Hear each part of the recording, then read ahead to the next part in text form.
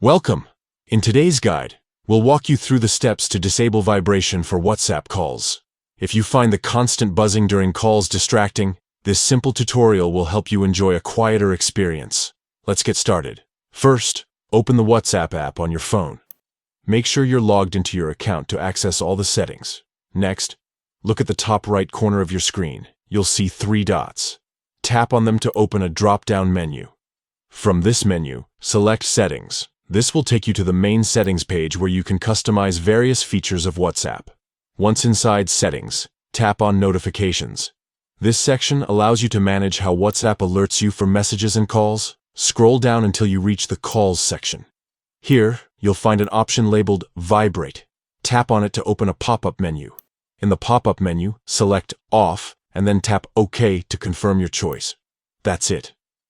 You've successfully disabled vibration for WhatsApp calls. By following these steps, you can now enjoy calls without any unnecessary vibrations interrupting your peace. Thanks for tuning in, and don't forget to share this guide with anyone who might find it helpful.